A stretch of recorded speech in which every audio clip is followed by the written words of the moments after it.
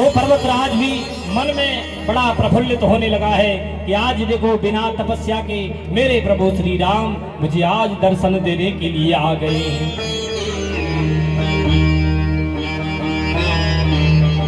चित्रकूट के बिहग मृग, चित्रकूट के बिहग मृग, बेल बेटा पुत्रन जाते, पुण्य पुण्य सब धन्य अस कहे देव दिन रात। आज मेरे प्रभु की,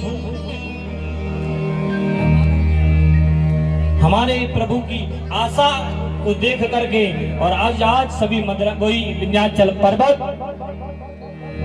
पशु पक्षी साधु संत महात्मा वृक्ष आज प्रभु की महिमा गाने लगे,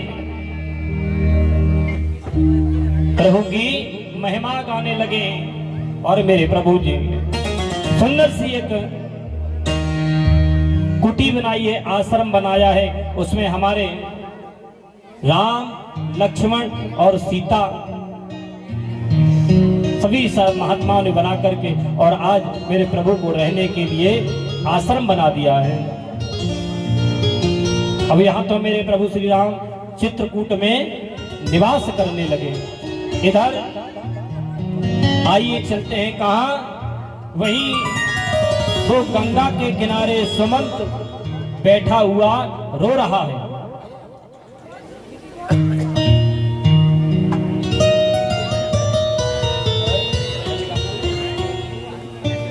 कहाँ? जहां मेरे प्रभु श्री राम उस सुमंत्र मंत्री को छोड़ करके और गंगा को पार करके और सीधे कहां पहुंचे? चित्रकूट में। और इधर मंत्री सुमंत बैठा हुआ उस रथ से नीचे उतरकर अपने घुटनों में सर दिए रो रहा है, विकल हो रहा है। जब मेरे प्रभु श्री राम को छोड़ करके आदेश पा करके वही निषाद राज वापस आया तो उसने क्या देखा कि ये मंत्री अभी भी वापस नहीं गया है। और जैसे ही उस सुमंत मंत्री की हालत देखी है तो मेरे निषाद राज आज उसके पास में पहुंचे हैं। बोले क्या बात हो गई? सारी व्यथा को आज सुमंत कहने लगे, प्रभु मुझे ऐसे मालूम पड़ता है जैसे मेरे तन से प्राण ही निकलते जा रहे हों। मैं क्या उस अवध में क्या महाराज दशरथ को जवाब दूंगा?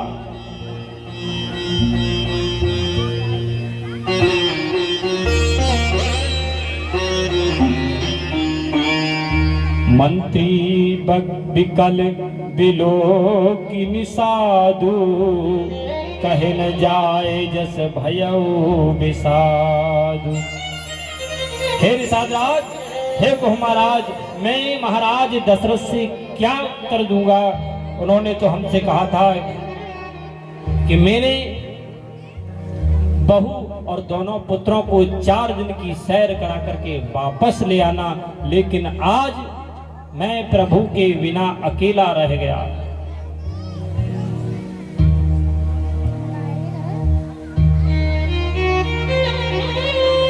व्याकुल हो रहा है सुमंत।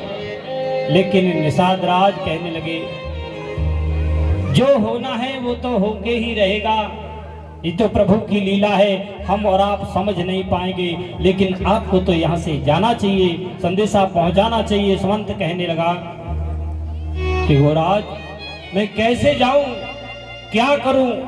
मेरा मन नहीं होता, मेरा मन तो ऐसा होता है कि इसी जगह अपने प्राणों को त्याग दूं।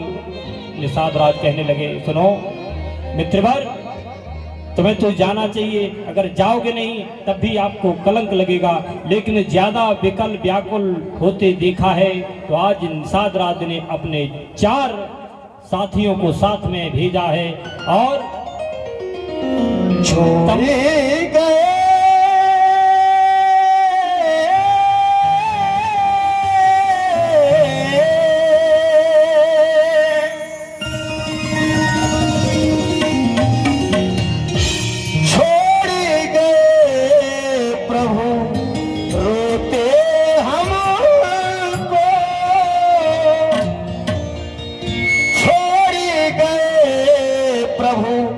रोते हमको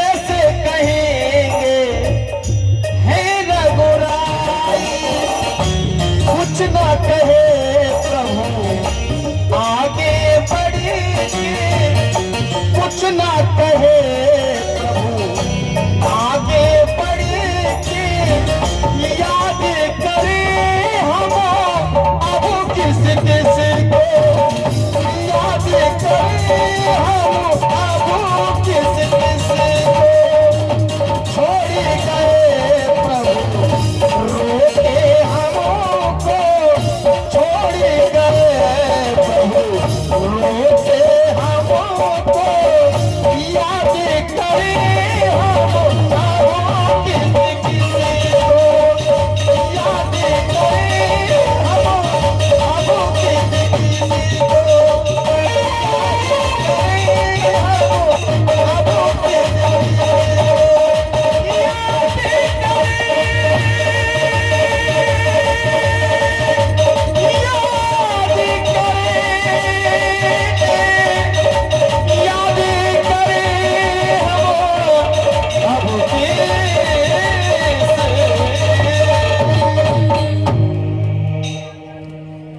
आज सुमंत बड़ा व्याकुल हो उठा है, कहने लगा कैसे मैं अयोध्या में जाकर के मुख दिखलाऊंगा। निषाद राज ने अपने 4 साथियों को भेजा है, तब जाकर के कहीं धैर्य धारण हुआ, लेकिन मन में तो वही है। तमसा नदी के किनारे पहुंचे, वहां पर सुमंत जी ने 4 निषादों को वापस लौटाया है और अवध की नगरिया की तरफ चले हैं। शाम का समय है, सोच रहे हैं कि मैं किस तरह से जवाब दूंगा कि जो पूछेगा कि भगवान मेरे प्रभु मेरे प्राण प्रिय कहाँ है, मैं क्या जवाब दूंगा।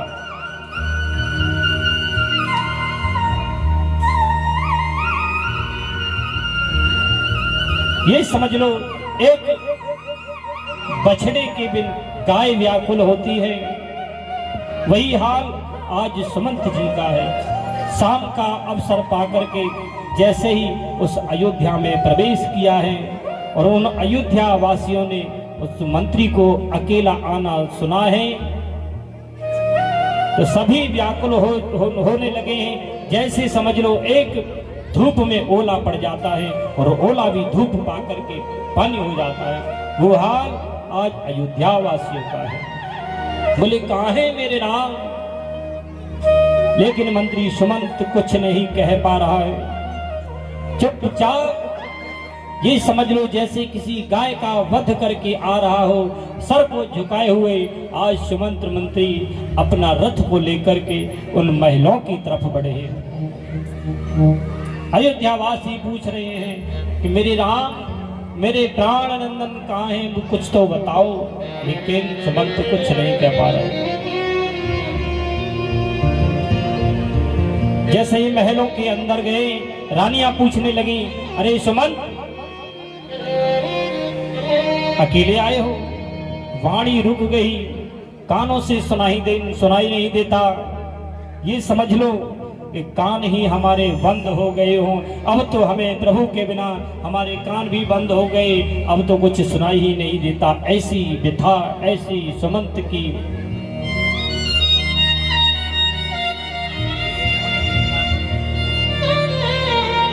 हालात हो गई सुमंत की।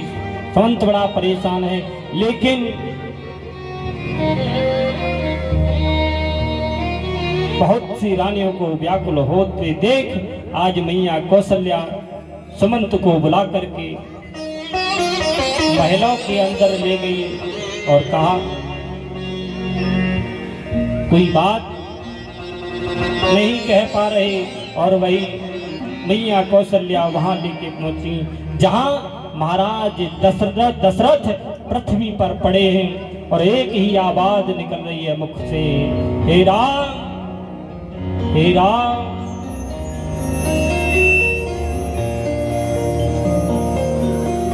कौशल्या ने जब कहा है तो प्रिय मंत्री सुमंत आए हैं और महाराज दशरथ ने जैसे ही आंखों को खोला है, देख सचे जय जीव कहें कीने उदन दंड प्रणाम सुनत उठ्यूं व्याकुल नृपति कहो सुमंत्र कहारा। कहाँ है मेरी राम को लाए। महाराज रो पड़े, कहने लगे अरे सुमंत, मैंने तुमको 4 दिन के लिए भेजा था, लेकिन मेरा बेटा राम तुमको कहीं कहाँ है। सुमंत रो पड़े। सुमंत कहने लगे प्रभुपाद, राम लौटे नहीं। मैंने मैया से भी कहा आप चलो, मैया ने भी मना कर दिया। लखन से कहा, लखन ने भी मना कर दिया। लेकिन क्या बताऊं कि मुझे बताओ आप कैसे मेरे बेटा को लेकर के गए थे। सुमंत कहने लगे प्रभु, मैं तो आपका दास हूं। मैं इस अवध नगरिया से निकला, पहला विश्राम तमसा नदी के किनारे किया, दूसरा विश्राम श्रृंगवीरपुर जाके किया। लेकिन मेरे प्रभु ने सोचा मुझे 14 वर्ष रहना है, तो शाम को हमसे इस बरगद का दूध मंगाया और बरगद का दूध लेकर के और अपने बालों में लगाया और बालों में लेकर के जब जूड़ा बनाया है, क्योंकि 14 वर्ष तक मुझे विकल रूप में रहना है। और बताओ ना, बोले फिर कुशा के आसन पर मेरी मैया और मेरे प्रभु ने आज शयन किया है। और यही जब मेरे महाराज दशरथ ने सुनाए तो रो पड़े, अरे राम। गिर पड़े धरती पे। मैया कौशल्या ने हाथ में ले लिए, अब मुझे ये मृत्यु क्यों नहीं आती, मेरे ये कान सुनने से पहले मेरे प्राण क्यों नहीं निकलते है।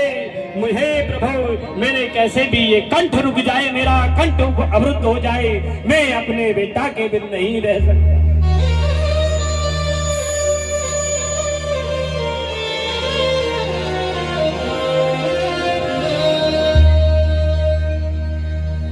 और मैया कौशल्या से बोले, महाराज दशरथ, हे प्रिय, आज मुझे वही समय याद आ रहा है। मुझे श्राप लगा हुआ है। मुझसे एक दिन में मुझसे अंधी और अंधों ने कहा जिस तरह से मैं अपने पुत्र के वियोग में प्राण त्याग रहा हूं, उसी दिन हे राजन, तू भी अपने पुत्र के वियोग में मारा जाएगा। आज मुझे वही बात याद आ रही है, कंठ अवरुद्ध हो रहा है। लेकिन ठिठकती हुई वाणी में महाराज दशरथ कहने लगे, हमसे एक दिन ये बहुत बड़ा अपराध हो गया था। एक अंधी और अंधों का हमसे वध हो गया था, क्योंकि उनका जो पुत्र था, उन अपने माता पिता को तीर्थ यात्रा के लिए ले जा रहा था। अपने पिता की प्यास के कारण एक सरोवर से जल लेने के लिए गया, लेकिन उस जल की आवाज से मुझे ऐसा लगा कि कोई जानवर, कोई हिरण जल पी रहा है। मैंने शब्द भेदी बाण चला दिया और उसकी जाके सीने में लगा है। और जब सीने में लगा है तो हा हा करके, हाय पिता करके वही गिर पड़ा। हाथों में जो जल का पात्र सा छूट गया और छूटने के बाद में जैसे ही मैंने आवाज हा हा हा पिता कहे मैंने सुना, तो मैं जब पास में देखा तो वो श्रवण कुमार था। हमने हाथ जोड़ करके विनय मांगी तो उसने एक ही बात कही कि मेरे पिता प्यास के मारे विकल हैं, तड़प रहे हैं। और इतना कहने के बाद में श्रवण कुमार ने अपने प्राण छोड़ दिए कि राजन, मुझे वहीं ले चलो जहां पर मेरे पुत्र का शव पड़ा हुआ है। आज मैं उनको उठा करके उसी स्थान पर ले गया जहां श्रवण कुमार पड़े हुए हैं। दोनों ने अपने पुत्र के शरीर पर हाथ फेरा है और दोनों अंधी और अंधे अपने पुत्र के शरीर पर हाथ फेर करके रोने लगे हैं। हे प्रिय, आज वो वृतांत हमसे कहा नहीं जाता। एक माता और पिता के पुत्र की लाश पड़ी हो, सब पड़ा हो, तो माता पिताओं से पूछिए कि उनके दिल पर क्या गुजरती है। भरी जवानी में पुत्र चला जाए, माता और पिता को इस शोक से बड़ा कौन सा शोक हो सकता है। माता और पिता बूढ़े हैं और पिता की लाश पड़ी है। उन्होंने कहा, ए महाराज, अब तुम ऐसा करो, एक चिता बनवाओ। चिता बनवाई है और चिता के ऊपर उस श्रवण कुमार का पार्थिव शरीर रखा गया है। और जैसे ही अग्नि को प्रविष्ट किया है तो वो दोनों अंधी और अंधे अपने बेटे के साथ में जल गए हैं। और उन्होंने हमसे मरते वक्त एक ही बात कही है कि हे राजन, आज जिस तरह से हम अपने बेटे के, मेरे बेटे के प्राण गए हैं, अपने बेटों के प्रति व्याकुल होकर के मैं अपने प्राण छोड़ रहा हूँ, उसी समय राजा किसी ना किसी तू मरेगा। तो आज मुझे वही दृश्य सामने आ रहा है प्रिय।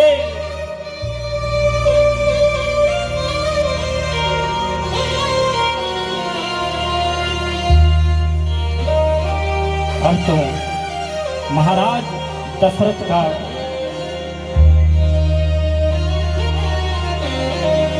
हाल बुरा है। कहने लगे, अब मेरे प्राण छूट क्यों नहीं जाते।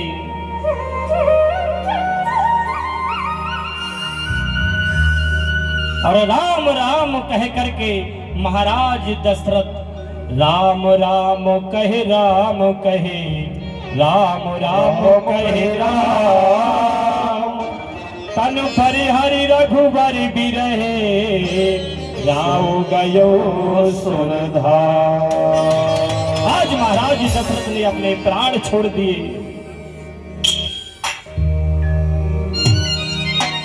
और जब ये खबर सारे अयोध्या में फैल गई, पूज्य मुनिवर वशिष्ठ जी को बुलाया गया। महाराज का पार्थिव शरीर एक नाव को लाया गया है। तेल भरवा करके उस नाव में उनके पार्थिव शरीर को रखा गया है। और उसके बाद में मंत्री सुमंत से कहा है पूज्य मुनिवर ने कि जाइए अपनी ननिहाल में भरत और शत्रुघ्न हैं, उनको जाकर के संदेशा पहुंचाओ। और ये मत कहना कि महाराज दशरथ का देहांत हो चुका है, तत्काल उन्हें लेकर के आना।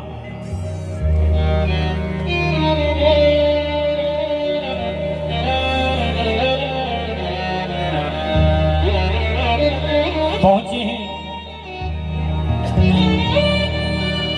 वशिष्ठ मुनि को आकर के देकर के दोनों पुत्रों ने साष्टांग प्रणाम किया है। कहो मुनिवर, कैसे आना हुआ।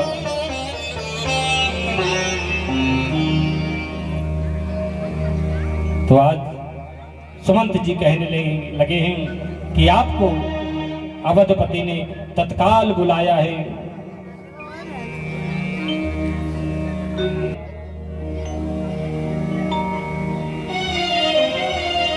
तो कोई भी अयोध्या के निवासी पर नजर जाती है, सभी प्रणाम करके गर्दन नीचे करके आगे निकल जाते हैं। लेकिन भरत सोच रहे ये क्या बात है, ये दृश्य में क्या देख रहा हूं।